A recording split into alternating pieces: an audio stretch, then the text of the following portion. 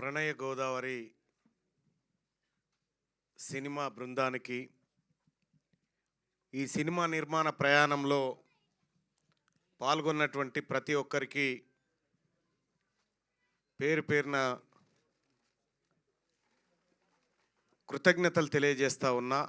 ఎందుకంటే నేను ఇది రెండో మూడో ఫంక్షన్, నేను సినిమా ఫంక్షన్లకు ఎప్పుడు పోకపోతుంటే సినిమా ఫంక్షన్లన్నా చాలామంది టాప్ హీరోలు ఇంటర్వ్యూ అడిగితే నేను చేయనయ్యా బాబు, అవి నాకు తెలియదు ఆ సినిమా గురించి అని చెప్పేది. సో ఇదే వేదిక మీద రెండో మూడో సినిమాలకు గెస్ట్గా వచ్చినటువంటి సందర్భంలో మిత్రుడు అర్జున్ అన్న ఈ సినిమా పోవాలి, మనం ఈ సినిమా ఫంక్షన్కి పోవాలి, వీళ్ళందరూ మన పేద వర్గాల నుంచి వచ్చినటువంటి వాళ్ళు, వీళ్ళకి అండగా నిలబడాలని చెప్పి అర్జున్ చెప్పడంతో ఇక్కడికి రావడం జరిగింది. అయితే మిత్రుడు మాట్లాడుతూ ఉంటే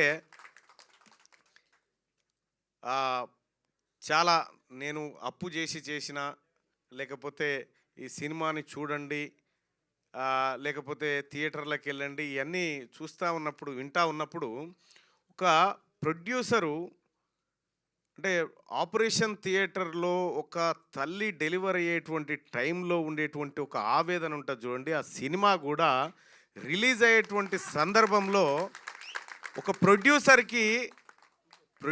కాదు, ప్రొడ్యూసర్ బాగుండాలని ప్రొడ్యూసర్ని అనుసరించి ఏవైతే సహాయం చేసిరో వాళ్ళందరూ కూడా దీవిస్తూ ఉంటారు. సో కాబట్టి అంతటి ఆవేదన ఈ సినిమా రంగంలో ఉంటుంది. సో దీంట్లో సినిమాలకు ఎంత ఖర్చు అవుతుందో తెలియదు, వృధా ఖర్చులు ఎంత అవుతాయో నాకు తెలియదు. కానీ ఒకటైతే నిజం, చిన్న సినిమాలు పెద్ద సినిమాలు అనే తేడా ఎక్కడ పుట్టిందో నాకు అర్థం కాలే. కానీ సినిమా ఈ సినిమా అంతే. అది చిన్నదా పెద్దదా ఏదనేది పక్కకు పెడితే, నేను కూడా గతంలో నాకు సినిమాలు తీయనికి రాదు, కానీ ఒక ఉద్యమంలో భాగంగా కొన్ని డాక్యుమెంటరీస్ తీయాల్సి వచ్చింది. బాతాల పోసేటని కొన్ని ఎపిసోడ్లు తీసిన అప్పట్లో. అది సినిమా కోసం తీయలే నేను. అంటే ఈ మూమెంట్ తెలంగాణ రాష్ట్రంలో జరుగుతున్నటువంటి ఒక గతంలో జరిగినటువంటి అరాచకాలను పిక్చరైజ్ చేసిన అంతే. అది చేస్తే కొన్ని మిలియన్స్ ఆఫ్ వ్యూస్ అవి. ఈ సినిమాలో కూడా ప్రణయ గోదావరి, ఎంత అద్భుతమైనటువంటి ఆ పదం ప్రణయ గోదావరి అనేటువంటి పదాన్ని సినిమా టైటిల్గా పెట్టినారంటే, గోదావరి పరవళ్ళు ఏ విధంగా ఉంటాయో ఆ విధంగా ఈ సినిమా కూడా ఉంటుందని నేను అనుకుంటా ఉన్నాను. ఎందుకంటే సినిమాను చూడలేదు, మిత్రుడు చెప్పిన తర్వాత ట్రైలర్ చూసి ఇది చాలా బాగుండేటట్టుందని చెప్పి అనుకున్నా, మనసులో అనుకున్నా కానీ బయటపడలేదు. సరే తప్పకుండా వస్తా అని చెప్పిన. ఆ తర్వాత కొద్దిసేపు ఆ ట్రైలర్స్ ఆ సాంగ్స్ చూసిన తర్వాత సో ఏదో బాగానే కష్టపడ్డట్టున్నారు అనేటువంటి నా మనసుకు అనిపించింది. నేను నా జీవితంలో 10 నుంచి 11 సినిమాలు చూసి ఉంటాయి ఇప్పటి వరకు, అంతే. నాకు సినిమా రంగంతో పెద్దగా టచ్ లేదు. కానీ ఈ ప్రజలతో, ఈ సినిమా వెనకాల ఎవరైతే కష్టపడ్డారో ఆ ప్రజలతో టచ్లో ఉండాలని అనుకుంటా, అందుకోసం ఈ ఫంక్షన్కి రావడం జరిగింది. సో ప్రేక్షకులు కూడా ఇలాంటి వాళ్ళని ఆదరించాల్సినటువంటి అవసరాన్ని నేను చెప్తా ఉన్నా. ఎందుకంటే వాళ్ళని ప్రోత్సహించడం ద్వారా మళ్ళీ కొంతమందికి ఉపాధి దొరుకుతుంది, కొత్త ఐడియాస్ కొత్త సినిమాల రూపంలో బయటకు వస్తుంది. ఇటీవల కాలంలో మనం చూస్తూ ఉన్నాం, కొన్ని సినిమాల్లో చాలా బాధాకరమైనటువంటి విషయాలు కనిపిస్తూ ఉంటాయి. నేను జై భీమ్ సినిమా అనేది నాకు ఒకరు చెప్తే జై భీమ్ సినిమా చూసిన, దానికి ఖచ్చితంగా నేషనల్ అవార్డు వస్తుంది అనుకున్నా, కానీ రాలే. ఏం సినిమాకి వచ్చిందంటే అది ఇదే ఎర్రచందనం దొంగతనం చేసిరు చూడు, అదేం సినిమా, పుష్ప సినిమాకి వచ్చింది. అంటే మరి ఏ అంశాలను పరిశీలించిస్తారో నాకు తెలియదు, కానీ అది చూసిన తర్వాత ఇక ఇంకొక సినిమా చూడొద్దు అనుకున్నా నేను. ఇక ఈ వ్యవహారం అంతా చూసిన తర్వాత 13 తారీఖు అవకాశం నాకు దొరకాలనే కోరుకుంటా ఉన్నా. అవకాశం ఉంటే ఖచ్చితంగా ఈ ప్రణయ గోదావరి సినిమాకి నా కుటుంబంతో సహా పోతా, అవకాశం ఉంటే. అలాగే నేను ఏమంటావు? ఈ ఒక్క మాట చాలా ఓకే. అయితే చిన్న సినిమాలని బ్రతికించడం కోసం ఎక్కడి నుంచో ఎవరో రారు. ఇద్దరు వ్యక్తులు మాత్రమే చేయగలుగుతారు. ఒకటి ప్రజలు, రెండోది ప్రభుత్వం. ఈ ప్రజలకు చేస్తున్నటువంటి రిక్వెస్ట్ ఏంటంటే చిన్న సినిమా కాదు, పెద్ద సినిమా కాదు, దాని ద్వారా సినిమా ద్వారా ఏం నేర్చుకున్నాం అనేది మనకు కావాలా, ఆ సినిమా ద్వారా ఈ సమాజానికి ఏం అక్కరొచ్చింది అనేది కావాలా. అలాగే నేను తీన్మార్ వార్తలని నేను డిజైన్ చేసేటువంటి టైంలో V6లో నేను ఒక ముసలి క్యారెక్టర్లోకి ఎందుకు అది మిత్రుడు కూడా పేపర్ వేసుకున్నా అని చెప్పి పేపర్ వేసినావా, నేను పేపర్ వేసే జర్నలిస్ట్గా మారిన ఊర్లో పేపర్ వేసే మారిన.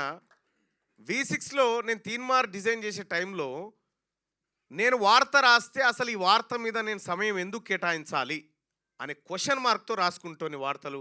ఆ తర్వాత ఆ క్యారెక్టర్ కానీ నాకు తెలియకుండానే ఒక నటన అనేది నా జర్నలిజంలో యాడ్ అయిపోయింది. వార్తలను ఇలా కూడా చెప్పొచ్చా అనేటువంటి ఒక వ్యవస్థలోకి తీసుకుపోయిన దాన్ని V6లో. ఎవరి దగ్గర వాస్తవానికి నాకు అప్పుడు నేను చాలా ఛానళ్ళల్లో పనిచేసిన, ఎన్టీవీ కానీ లేకపోతే సన్ నెట్వర్క్లో కానీ జెమినీలో కానీ చాలా ఛానళ్ళల్లో నేను వర్క్ చేసిన, కానీ నా దగ్గర ఎంత టాలెంట్ ఉన్నా నాకు అవకాశం ఇవ్వలే. ఎంత టాలెంట్ ఉన్నా అరే ఇది ఇట్లా కాదురా బాబు ఇట్లా కూడా చేయొచ్చు అని అంటే మీకేం తెలుసండి ఇదంతా మేము చేస్తాం కదా అనేటోళ్ళు. సరే తర్వాత V6లోకి వచ్చిన తర్వాత అంకం రవి గారు ఒక ఛాయిస్ ఇచ్చిండు, నువ్వేం చేయాలనుకుంటున్నావో చెయ్యి అంటే తెలంగాణ మొత్తం ఉమ్మడి ఆంధ్రప్రదేశ్ అంతా 9:30కు టీవీల ముంగట అంతరంగాల సీరియల్ ముంగట కూర్చుండబెట్టిన జనాన్ని తీన్మార్ వార్తల రూపంలో. అందుకే ఇక్కడ వీళ్ళలో ఎవరిలో ఏ టాలెంట్ ఉందో చెప్పలేం, ఎవరిలో ఏ టాలెంట్ ఉందో చెప్పలేం. కాబట్టి వాళ్ళ టాలెంట్ బయటికి రావాలంటే అవకాశాలు రావాలి. అవకాశాలు ఎప్పుడు వస్తాయంటే ప్రజలమైన మన నుంచి రావాలి వాళ్ళకి ప్రోత్సాహం, రెండోది ప్రభుత్వం నుంచి కూడా రావాలి. నేను రాష్ట్ర ప్రభుత్వానికి కూడా నాదైనా అవకాశం వచ్చినప్పుడు ఖచ్చితంగా ముఖ్యమంత్రి గారితో మాట్లాడి ఈ లో బడ్జెట్ సినిమాలు ఏవైతే ఉన్నాయో ఈ చిన్న చిన్న కళాకారులను ఎవరైతే అనుకుంటున్నారో చిన్న కళాకారులు కాదు, నవమాసాలు మోసి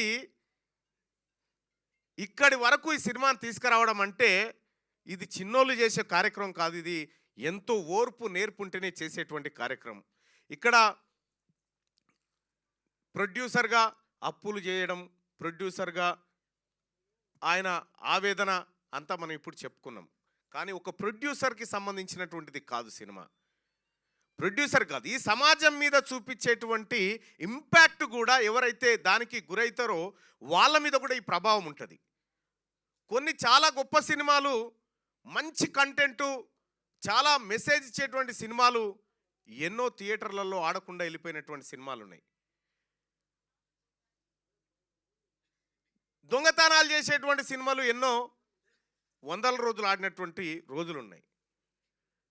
అల్టిమేట్గా ఆ సినిమా అయినా ఈ సినిమా అయినా ఏ సినిమా అయినా కూడా ఇది కొందరి జీవితాలకు లైఫ్ అండ్ డెత్ క్వశ్చన్గా ఉంటుంది.